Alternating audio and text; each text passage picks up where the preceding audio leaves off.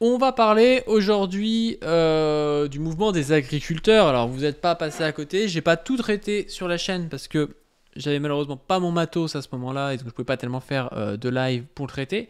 Et ça va très très vite. Ça va très très vite, on en parle pas mal à la télé. Donc il y a des choses où ça fait un peu réchauffer si je vous en parle maintenant alors que ça s'est passé il y a 3 jours et que c'est déjà plus d'actualité. Je vous invite pour suivre l'actualité par rapport aux trucs sur les paysans et sur les agriculteurs, sur tout le conflit actuel. Il y a même les taxis qui participent, il y a la RATP qui a déposé un préavis de grève, il y a plein de choses qui se passent actuellement. Je vous invite à vous abonner à Actu Réfractaire et au Canard Réfractaire qui sont en train de traiter ça au jour le jour. Et ils suivent tout ça assez bien. Je pense que j'aurais pas particulièrement de plus-value à vous mettre les mêmes infos en avant. Donc vraiment, abonnez-vous à leur chaîne pour suivre ça aussi. Et là aujourd'hui, j'ai plus envie de parler de la Confédération paysanne et de faire vraiment un focus sur quelques interventions de la Confédération paysanne et des actions, parce que c'est le syndicat le plus intéressant par rapport à sa taille et par rapport à sa ligne politique pour des gens de gauche. Rien à voir avec la FNSEA, c'est un vrai syndicat de gauche, écolo, de petits paysans qui prônent une agriculture beaucoup plus vertueuse, beaucoup moins dans l'ultra-libéralisme, à essayer de produire le plus possible pour faire des échanges sur les marchés, quoi, enfin, des choses du genre. On va aller voir ce que nous dit Thomas Gibert de la Confédération paysanne. Il nous dit que le problème est que l'immense majorité des normes est au service de l'agro-industrie et du libéralisme. Alors regardez tout ça. Moi, je pense ouais, c'est vrai, et je pense qu'on est à un moment de la mobilisation où il faut qu'on se pose des questions importantes. Je pense qu'il faut qu'on se pose la question de est-ce que le gouvernement a les bons interlocuteurs. Aujourd'hui, il se tourne presque exclusivement Alors vous en voulez à la FNSEA? Face Donc bah évidemment, il s'oppose à la FNSEA parce que la FNSEA, c'est le syndicat, c'est le MEDEF en gros, hein, des agriculteurs, c'est le gros syndicat. Et ils nous disent, il réagit là au moment où il y a eu 15 000 forces de l'ordre mobilisées par Darmanin parce que les agriculteurs sont en train de monter vers Paris, quoi, et forcément Paris, ça fait un peu plus flipper Darmanin. aux représentants de la FNSEA. Aux représentants de la FNSEA. Je n'ai absolument rien contre les adhérents et les adhérentes de la FNSEA. On a le même métier, on est des paysans et des paysannes. Mais contre les représentants. En revanche, ces représentants, notamment M. Arnaud Rousseau, c'est pas un paysan. C'est un agri-manager à la tête d'une immense ferme de 700 hectares. Ben oui, c'est ça le truc, c'est que t'as des mecs en plus à la FNSEA qui sont à la fois même pas vraiment des agriculteurs, hein, mais en plus de ça, qui sont dans l'industrie agroalimentaire, dans des grandes boîtes.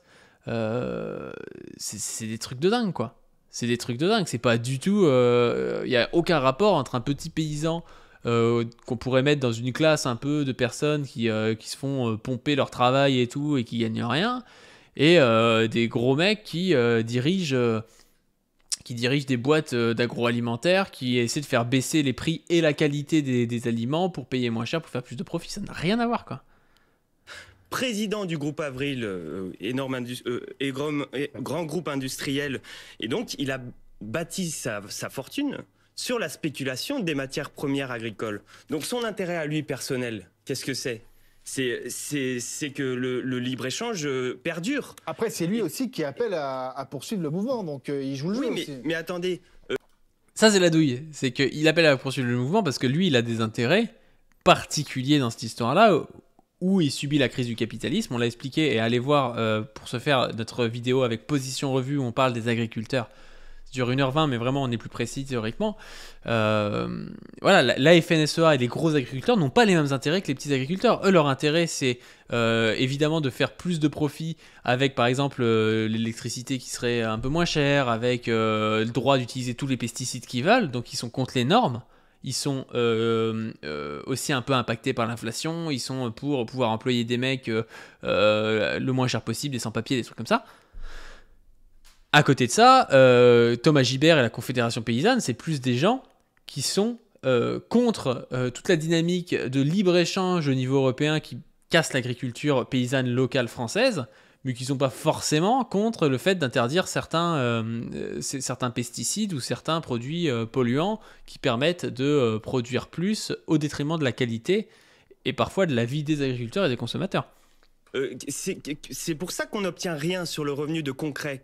C'était quoi les annonces de Gabriel Attal ce matin? On va réautoriser les néonicotinoïdes, les pesticides extrêmement dangereux pour l'environnement. Mais c'est au service de qui? C'est au service de l'agro-industrie. C'est pas au service des paysans et des paysannes, c'est au service de l'agro-industrie. Parce que Bah oui, il a raison. Les mecs, ils demandent plus d'argent, plus de salaire et tout.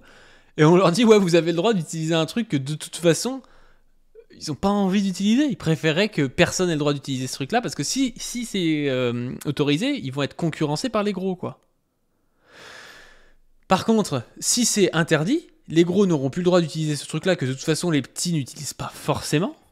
Et du coup, ça va rééquilibrer un peu le jeu en faveur des petits. Donc c'est vraiment un truc pour les gros, quoi. Et Gabriel Attal, il sait que ce qu'il doit acheter, c'est les gros de la FNSEA. Et encore une fois, il dit, je parle pas de tous les adhérents, il parle vraiment des dirigeants de la FNSEA qui fonctionnent comme une espèce de micro-lobby pour essayer de jouer le jeu des industriels. Le problème des normes, c'est pas qu'il y ait des normes. Les normes, c'est important. Les normes, elles peuvent nous protéger. Le problème aujourd'hui, c'est que l'immense majorité des normes, elles sont au service de l'agro-industrie et du libéralisme, alors qu'elles devraient être au service des paysans et des paysannes pour qu'ils puissent exercer leur métier correctement. Baser la Confédération paysanne. Baser, donc c'est vraiment bien, quoi. On avait une action de la Confédération paysanne à Draguignan.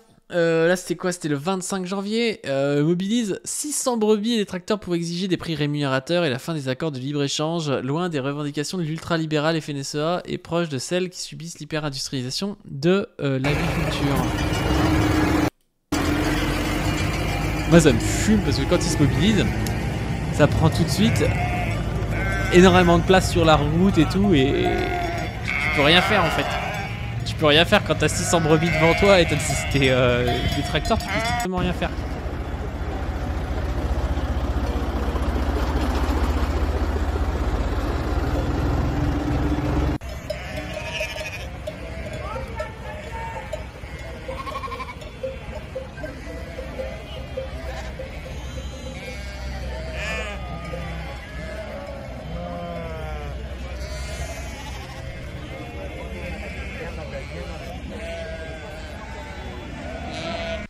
On a un communiqué de la FNSEA. Après le discours de politique générale de Gabriel Attal, la confédération de la FNSEA, de la Confédération paysanne, qui appelle à bloquer les centrales d'achat. Le 30 janvier 2024, la Confédération paysanne appelle à bloquer les centrales d'achat et à cibler les prédateurs du revenu paysan. Le discours de politique générale du Premier ministre n'a offert aucune perspective de long terme alors que des milliers d'agriculteurs et d'agricultrices sont toujours mobilisés. L'agriculture a besoin d'actes concrets et pas d'être réduite à l'image d'Épinal du travailleur acharné, force, fierté et fort identité. L'agriculteur est d'abord une activité économique ancrée sur les territoires qui doit rémunérer le travail agricole. Nous devons avoir la garantie de pouvoir vivre de notre travail. Il n'y a encore aucun engagement de la part du gouvernement pour ouvrir un chantier sur l'interdiction d'achat en dessous du prix de revient de nos produits agricoles. Non mais ça c'est un vrai truc. Il devrait y avoir une interdiction. Tout comme c'est interdit de revendre à perte. Vous n'avez pas le droit d'acheter quelque chose et de le revendre moins cher. Vous ne devriez pas avoir le droit de vendre à perte. C'est-à-dire de vendre moins cher que ce que ça vous coûte, quoi. Il devrait y avoir des lois qui protègent comme ça les agriculteurs pour qu'ils puissent toujours au moins rembourser leur coût, quoi. L'agriculture est le seul secteur où il y a structurellement de la vente à perte et la loi structurellement, mais c'est vrai que c'est une dinguerie, hein. Et la loi Egalim ne l'empêche pas. La valeur du travail de celles et ceux qui nourrissent la population ne doit plus être une variable d'ajustement des filières alimentaires. C'est pourquoi la Confédération paysanne appelle à orienter les mobilisations en bloquant les lieux où s'exerce cette pression sur nos prix. Centrales d'achat, plateformes logistiques de grande distribution, marchés de gros, industrie agroalimentaire, autres prédateurs de la valeur. C'est intelligent, hein. Depuis ce matin, nous bloquons déjà des points stratégiques de l'économie réelle de nos filières alimentaires pour engager un rapport de force sur le fond de sujets, notamment blocage de la centrale d'achat E. Leclerc, SCA Ouest à Saint-Étienne de Montluc, par exemple. Plateforme logistique de la grande... notre rémunération piétinée par cette économie libérale. D'autres actions vont démarrer dans les prochaines heures. L'État va-t-il enfin interdire l'achat de nos produits agricoles en dessous du prix de revient ou continuer à protéger les profits des dirigeants et actionnaires de l'agro-industrie et de la grande distribution? C'est la réponse première attendue pour répondre à la colère paysanne et nous l'exigerons à nouveau demain matin lors de notre entretien avec le Premier ministre à 10h. Pour beaucoup de femmes, l'avenir est en jeu. Nous continuerons donc à nous battre pour beaucoup de fermes. Je comprenais pas la phrase. Je me disais, ouais, bon, ils sont féministes, mais pourquoi ils parlent que de femmes non plus dans leur truc? Pour beaucoup de fermes, l'avenir est en jeu. Nous continuerons donc à nous battre pour des paysannes et des paysans nombreux et mieux rémunérés. Ils ont un blocage aussi depuis lundi à l'entrepôt logistique d'Aldi à Cavaillon. Blocage du péage de Saint-Quentin-Falavier, le parc international de Chest. Première plateforme logistique de France. Et là, on a une action de la Confédération Paysanne de la Vienne, la CGT 86, en opération caisse ouverte au supermarché d'Auchan et à Poitiers. Enfin voilà, il y a plein d'actions de la Confédération Paysanne et je trouve ça relativement cool pour des paysans et paysannes nombreux.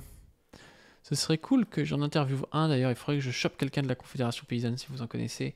Que je chope un représentant si c'est possible. Je pense qu'il y a peut-être moyen pour pouvoir parler de tout ça tranquillement et évoquer ce que concrètement on peut faire, nous qui ne sommes pas paysans, ce que les paysans peuvent faire, ce qu'il faut demander. Voilà. Sur ce, je vous invite à donner sur le Tipeee et puis à vous abonner à la chaîne et à la chaîne principale. Oh oui, on en connaît. Bah ouais, faut pas hésiter à m'en envoyer en MP ou un truc comme ça. On pourrait faire une petite interview, ça peut être